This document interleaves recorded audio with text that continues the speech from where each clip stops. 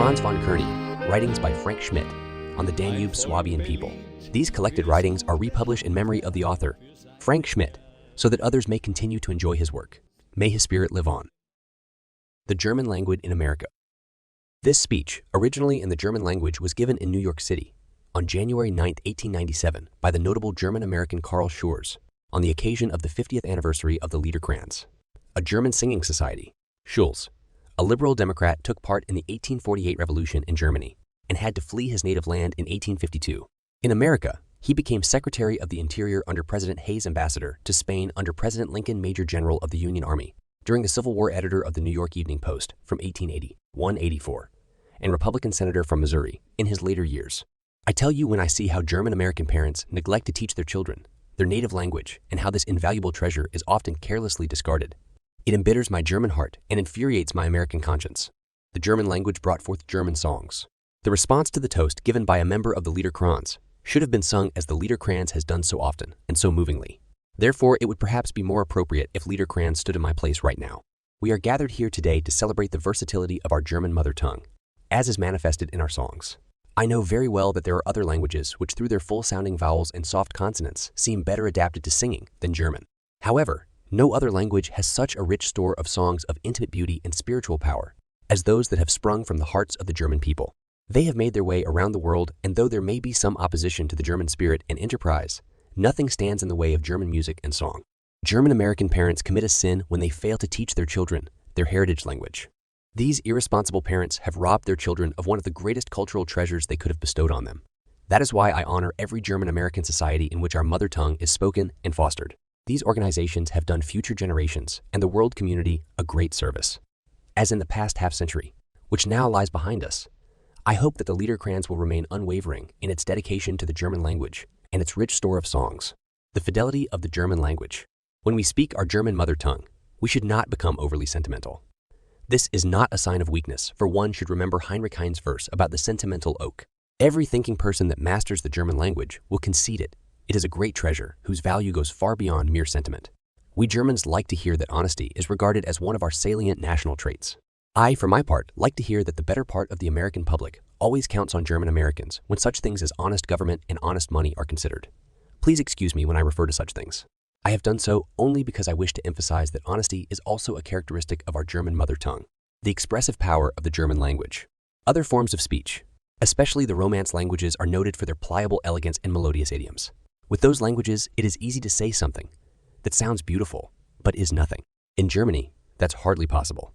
I don't mean to say that I find it admirable that when one says German spoken here, that this alludes to coarseness of speech. What I do mean is that when one says something stupid in German, it sounds utterly stupid. On the other hand, when something intelligent or elegant is said in German, it cannot be said more intelligently or elegantly in any other language. In other words, German is not the language of ethereal daintiness. Instead, it possesses every organ register of power, majesty, spirited verve, and open-hearted emotions.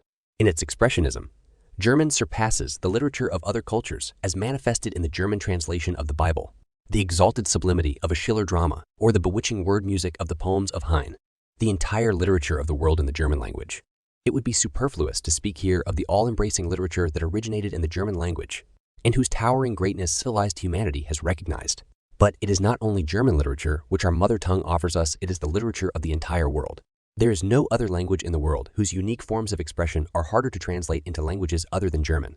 And on the other hand, there is no other language in the world into which foreign forms of speech can be translated into with such fidelity as the German language.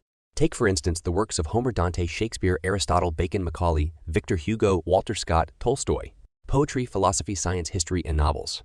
It is said that to fully appreciate the works of Shakespeare, one must read them in the German translation, Transl.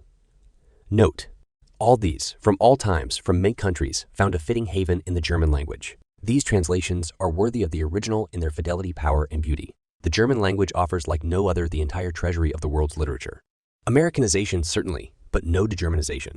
We possess, in fact, a treasure we cannot value high enough. That applies especially to those who have found a new home in America, a country where a language other than their mother tongue is spoken. Our compatriots in America have been urged not only to learn English, but also to cease using their mother tongue. I do not agree with the judgment of those who urge us to do that. No one will deny the fact that German Americans should learn English. They owe that to their new homeland, and they owe that to themselves.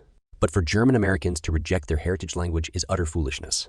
As American citizens, we should Americanize ourselves. We certainly want that. I have always supported reasonable Americanization.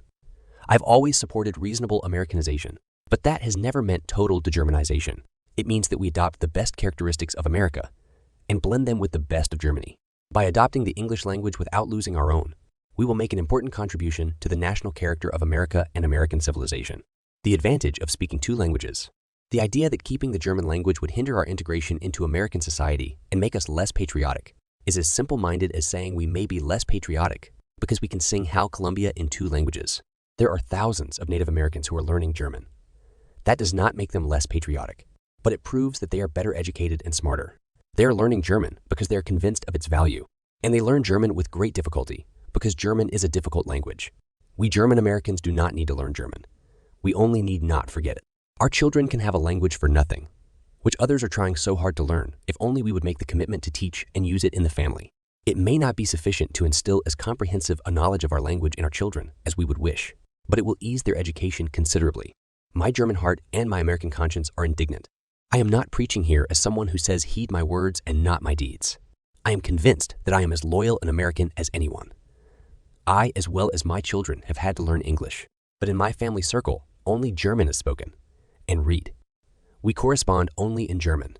I may therefore express myself strongly on this point, and I tell you when I see how German-American parents neglect to teach their children their native language and how this invaluable treasure is carelessly discarded, it embitters my German heart and infuriates my American conscience. Thank you for joining us on this journey into the importance of the German language in America, as eloquently expressed by the distinguished Carl Schurz. In this video, we've explored two key aspects. First, the significance of preserving our native language, as Carl Schurz passionately argued.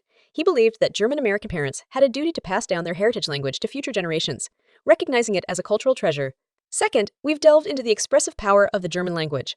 Schurz highlighted how it excels in conveying depth, majesty, and emotional resonance, making it an indispensable vehicle for literature and thought. Now, we have a question for you. What are your thoughts on the importance of preserving one's native language and culture in a new homeland? Please share your insights and experiences in the comments below. We'd love to hear from you! If you found this video enlightening and thought-provoking, we invite you to show your support. Please hit the like button, subscribe to our channel, and don't forget to share this video with your friends and social groups. These small actions go a long way in helping us continue to create content that matters. Thank you for being a part of our community, and we look forward to hearing from you in the comments. Until next time, stay curious and stay connected. Wir sind Donauschwaben, Kindeskinder.